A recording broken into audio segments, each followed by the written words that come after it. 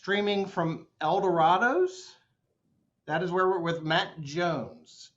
Matt Jones is a soundman from the Columbus, Ohio region that he has been doing this sound thing for more than 30 years. Yeah, 40 years. Yeah. 40 years. Yeah, so he's been at it since since he was 10 years old. That's right. Right. Yeah. So how did you get your start in all music? What? Right.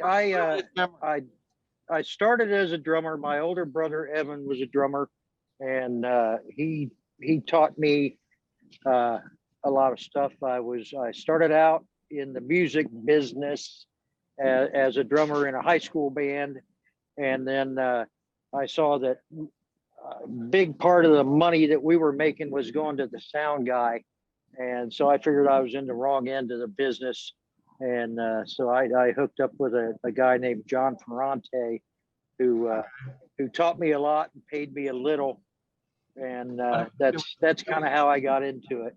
But that was college. Well, that was instead of college. That's what I'm saying. That was your college. Yeah, right. My one of my first gigs with John was at the Alrosa Villa. Okay. I'm sure you've heard of that place. And it was working for a band called Sweet Cheeks. And my baptism of fire was basically John said, "Okay, this is the monitor board. There are the girls. Have fun." And for 6 months, it was hell. I had two absolutely fabulous female vocalists yelling at me constantly. Mm-hmm. But then in about 6 months, I kind of got the hang of it, and we went from there. But I'll tell you what, advice for young sound guys: get with a band that has two female vocalists, and you'll learn. Daisies locally in New York, Lancaster, Pennsylvania, my neck of the woods. We have a band called Screaming Daisies that I played with the Screaming Daisy, and I know you're right by what you say. Yeah. You don't get it right, she'll let you know. Oh yeah. There's no yeah. Okay, so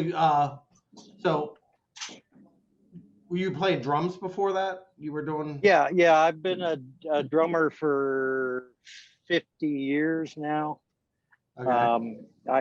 When I started doing the sound thing, I didn't play drums at all for like 25 years while I was working, and I got to see and meet a lot of really great drummers and learned a lot. And I think I got some stuff via osmosis from some of these fabulous players. Mm-hmm. So when I quit doing the road thing and started playing drums again, I could play stuff that I could never play before, even not playing. Who are some of these players? Oh, man, early on there are guys like Randy Huff, who now plays with McGuffey Lane. I met Chad Wackerman when he was playing with Alan Holdsworth. Mm-hmm. Carmine Apiece, Roger Earl from Foghat, Sandy Gennaro, who played with the Gods for a little while. He was a Riot. Just literally saw thousands of great drummers over the years. Yeah. So now, how much work did you do at the Alrosa? Well, I was Ferrante and I had the house sound system in there from about 1981 to 86. We did sound for like I said, Holdsworth and Ronnie Montrose. Rat played there. Of course, Gods, Rosie, Spitting Image, some of the great local bands. Who? Oh, yeah, I forget her name though.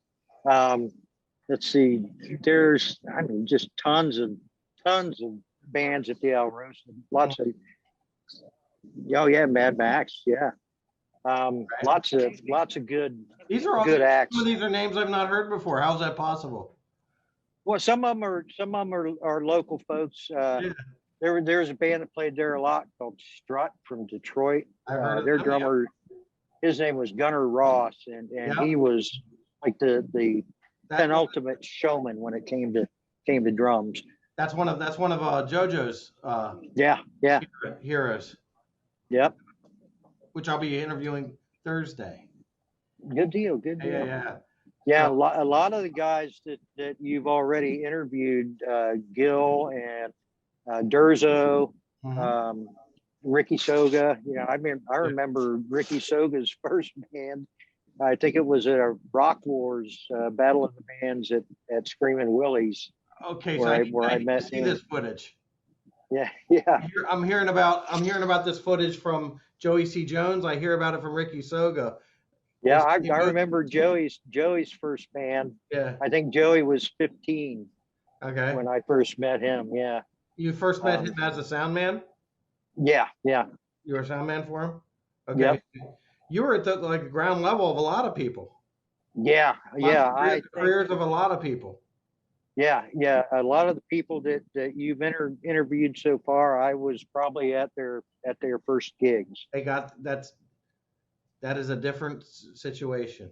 Yeah, it's a lot of fun. They were lucky enough to have their first gigs had a sound man. Yeah. Well, that was a cool thing. There was another club in Columbus here called Screaming Willie's, Mhm. and they had what they called Rock Wars, which is basically a battle of the bands. And Ferrante and I did the sound for that. So a lot of the guys, you know, they're just a little bit younger than me. You know, that was their first public exposure, and it was a lot of fun. It's been fun over the years to see guys that I met when they were 15 and 16. Yeah. You know, doing so well Mhm. and keeping at it. It's been fun. Did you ever go on the road? Yeah, I in about road work? 80, probably 82, something like that.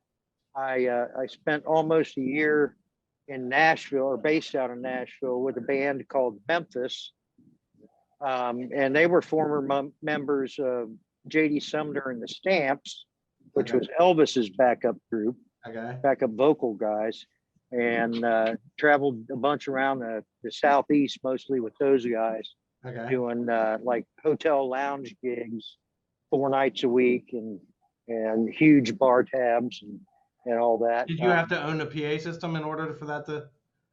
No, you know, I've never really bought gear at all.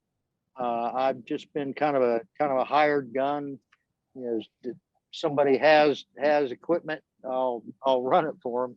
And you'll set it up, yeah. Yeah, I never really wanted to own gear and have to pay for repairs and whatnot. But yeah, well, carrying it around too is a pain in the ass. Yeah.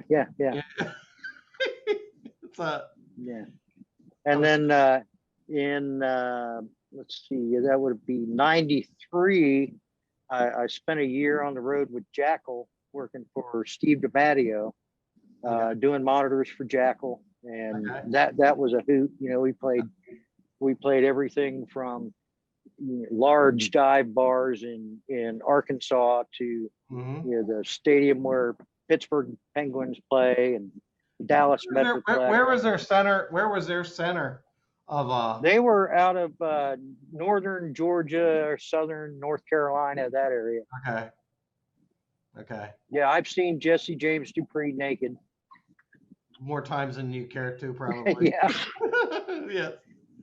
Yeah, we did a Jackal gig in Fort Myers, Florida, and I was doing monitors. George Thorogood was the headliner, and during the Jackal show, Jesse was, you know, he was prone to expose himself now and then, and so at one point during the show in Fort Myers, the Fort Myers police came up the ramp onto the stage and wanted to arrest Jesse. And I talked them into waiting until the end of the show so that they wouldn't have a riot.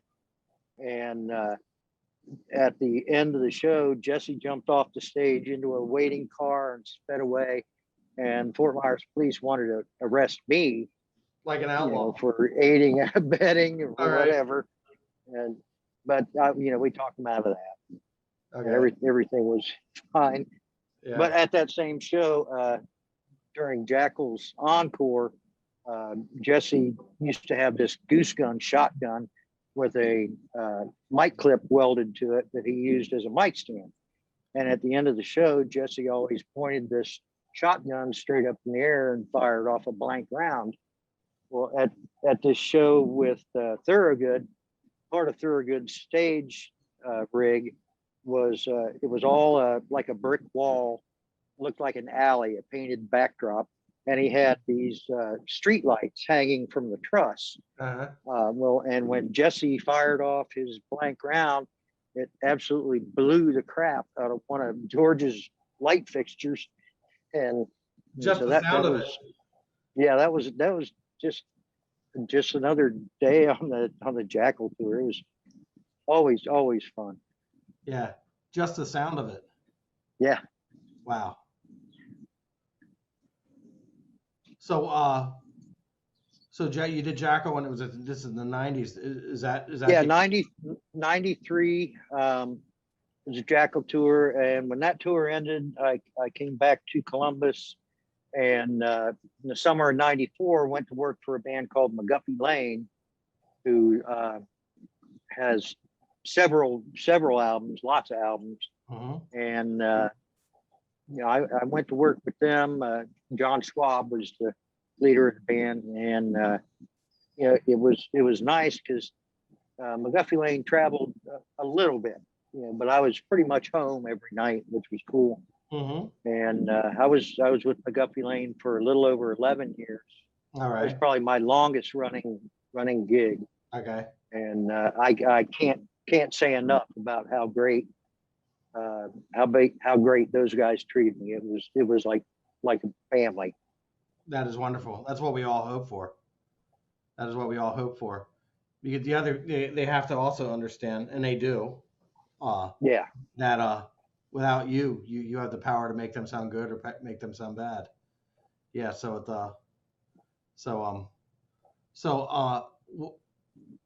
You were the main guy on that. With that. Yeah, with McGuffey Lane, I did front of house, and in the beginning, we were doing monitors from front of house, so it was kind of everything. And then as we built up the PA system, bought trucks and all that, and hired more guys. And so how big did they get? Well, at one point in this was a little before I worked with them in like 1980.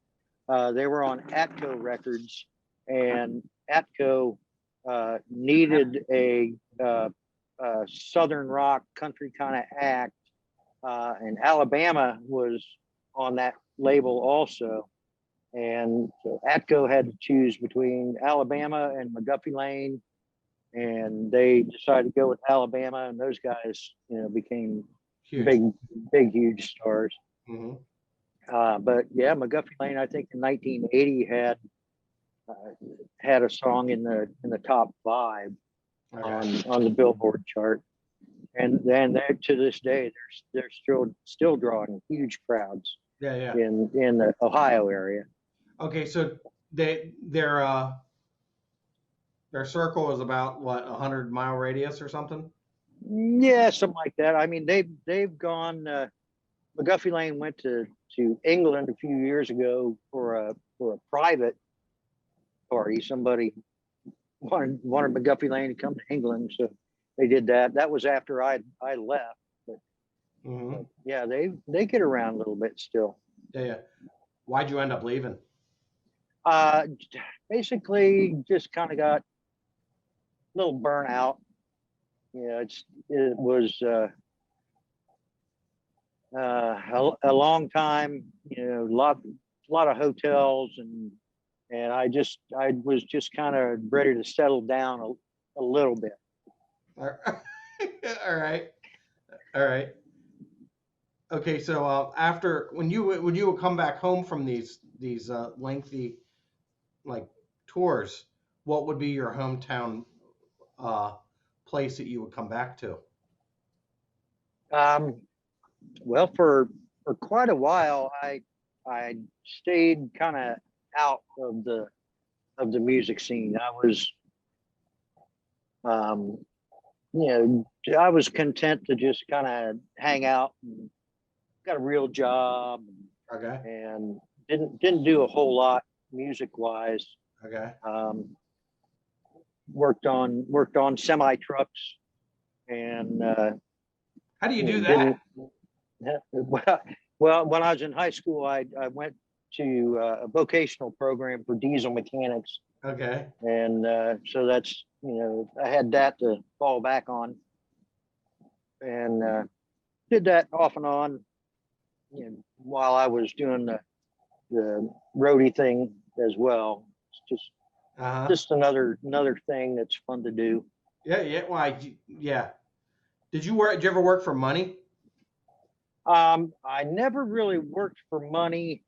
Um, I worked for other bands in Columbus that did a bunch of shows with money. Okay. Money had I think at that point Lynn Murphy was their sound guy, Okay. and they had their own crew. I was working for like Sweet Cheeks and Spit and Image and the Gods How much did you at work for the that gods? time. Off and on quite a bit.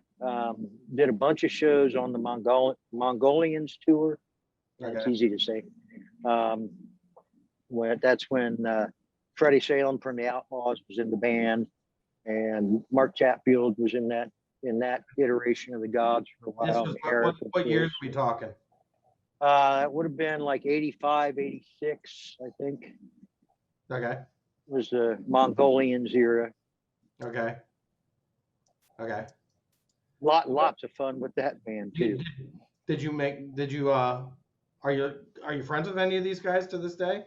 Oh yeah, yeah. I've been able to connect with a bunch of guys on Facebook, Mm-hmm. and a lot of people that I haven't seen in 20, 30 years. It's that's one of the good things about Facebook and programs like you're doing, Yeah, yeah. helping people connect with some of Brings these people old together. friends. Yeah. Yeah. What can you tell me about Mark Chatfield?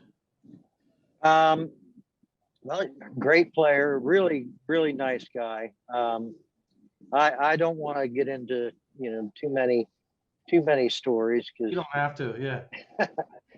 um, but, yeah, I've known Mark for a long time, since probably 80, 81, something like that. I still owe him $8 from a poker game I can see at why you his don't want house. to. You didn't want to Yeah, talk about that because right. here's how to pay.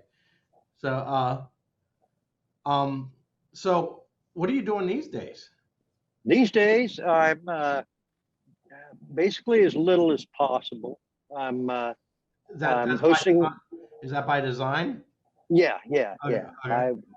I'm Slowing down. I'm basically lazy, and I'm hosting an open stage here at El Dorado's every Monday night, Mm-hmm. and doing sound for most of the bands that play here. Mm-hmm.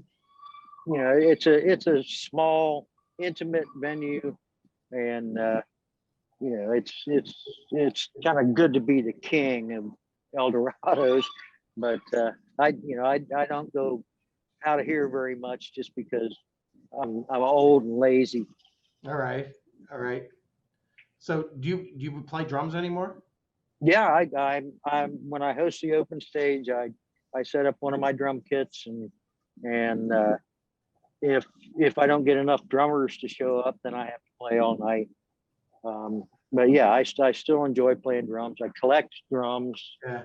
Um, I got way too many drum sets in the basement, Okay. and So yeah, I'm coming to Columbus. cool. Well, I'll have to show you my collection. I hope to not only see your collection, but also to be playing. Hopefully, I'll be there on the Monday night. That'd be awesome. Yeah. Yeah, yeah. So that is it. That is it. So now I finally get to meet you. I've heard so many stories about you from so many other people. So Oh yeah, we probably should visit the Ingve story. Oh yes. I know you. This is not just mythology. Right, it is true. I know you talked to Durzo about it, and he was not in the band Money at that time. Yeah. Mm-hmm. Right, but yeah, the gist of it is Ingve Malmsteen came into the Alrosa after he did a gig, I think, at Battelle Hall here in Columbus, and he basically was wasted, and he walked up to the bar and asked Rick Catella, who's the owner of the Alrosa, if Rick knew where he could get any cheese. And Rick's like, what cheese? What are you talking? We got cheese on the subs and pizza. What are you talking about? And Ingve's like, no, man, cocaine. Where can I get some cocaine? Yeah. And Rick is like, get the out of here.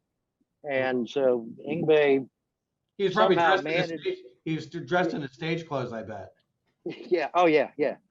Yeah. And so Ingve wound up walking in on the in the dressing room where Rick Hall from Money, the drummer, was changing clothes, and my good friend Rob Patterson, rest in peace, basically picked up Ingve like a sack of potatoes and threw him out onto the stage.